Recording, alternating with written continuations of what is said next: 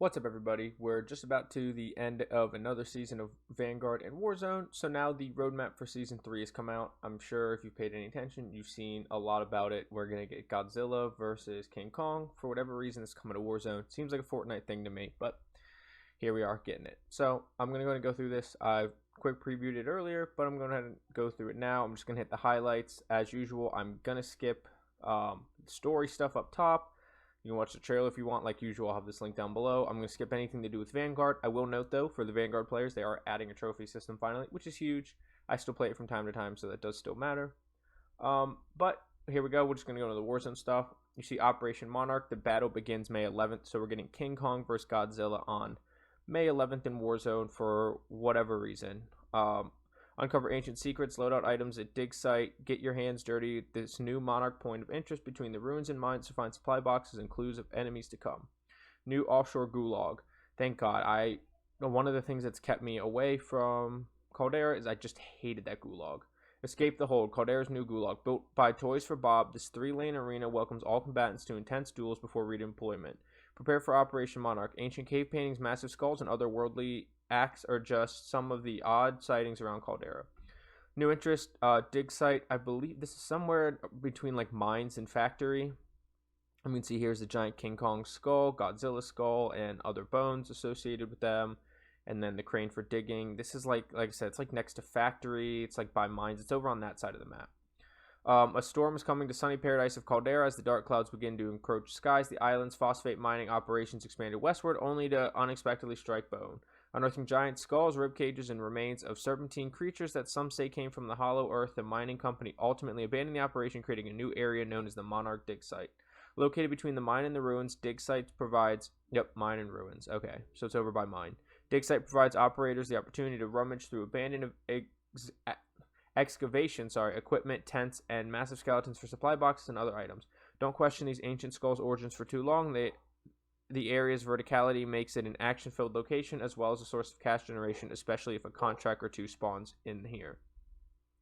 Runway, peak, and lagoon updated. So you can see the peak updates here. It's more of a fortified wall all around with different pads, an opening right in the middle now that has that zip. There's the hole that's usually in the middle, and it's just a little more fortified all the way around.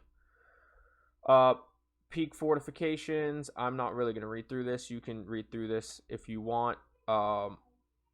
Use exterior and interior senders to quickly travel between old and new floors of this area. I'm worried that this is going to be a camper's paradise. You have a lot of walls that have cover here that don't look wall bangable. The entire thing has cover all around except for the parts that you can get up.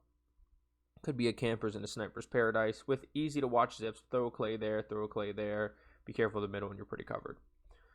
Runway rebuilt. This is good because runway was kind of a useless wide open POI, and I know I always avoided it when I'm on Caldera, and it's just kind of a useless place unless the circle ends there. As darker days appear on the horizon, Caldera's runway will be rebuilt with a set of barracks, hangars, and other structural additions, replacing jungle overgrowth and abandoned lodging in this area. The runway will also include a few decommissioned planes that could act as cover, as well as a few guard towers and water towers for getting a better survey of the area.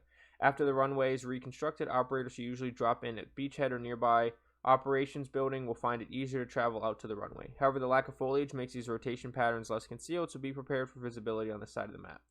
Hit the sandbar and Nuda Lagoon, which they don't show a picture of. Operators know off the bridge between Lagoon's notable lighthouse and the rest of Caldera, but in the season, the shifting tides will reveal another path from the main island to the structure. Expanding off the knee-high water route, the sandbar has multiple moored ships to explore, use as cover. In addition to steep rock-faced cliff behind a few houses, there are several sloping paths back up to the main island and to what already existed in there. Vehicles can also travel over this area. Just be sure your driver knows how to handle off-road terrain and is not prone to any sinking feelings during tactical operations. So maybe there'll be quicksand. If you stop, you'll start sinking down. Operation Monarch preparations underway. Giant skulls and rebuilt defenses are just two of the many clues towards what will come with Operation Monarch, a special limited time event featuring the iconic titans of the MonsterVerse, Godzilla and King Kong. Along with bringing two of the largest stars in movie history to Call of Duty, Operation Monarch will introduce a new game mode for quads based on several classic experiences with a Titan-sized twist. I do like the largest stars, a little pun there. While Operation Monarch won't begin until 9 a.m. Pacific, May 11th, be on the lookout for the presence of ancient artifacts, Monarch research equipment and tents, as well as, it won't take much investigating to see the massive glowing axe just jutting out of the ground right near the resort. A new gulag hold. Hopefully this one's fairly balanced. Hopefully the spectator areas aren't too great at giving comms, but you can still be able to watch the battle. The mines underneath Caldera are no longer the place for operations to face each other.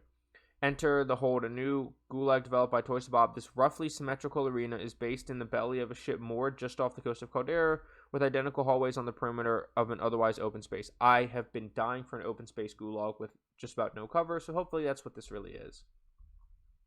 Additional updates continuing their promise to improve your experience in Warzone. Raven Software and other studios are planning to introduce more quality of life updates with this new season of content, which will be communicated by their patch notes coming next week. It's probably just a link to Raven's website, I would assume. And obviously, I'll go over the patch notes next week. Underground Rumblings, mid-season intel. Operation Monarch is likely to have a great impact on Caldera, but something else seems to be shaking and booming underneath the island. Expect more intel on the secrets below Caldera's surface later in the season. Hopefully that means that we're going to get a volcano explosion of some kind, and it changes the map, changes peak something.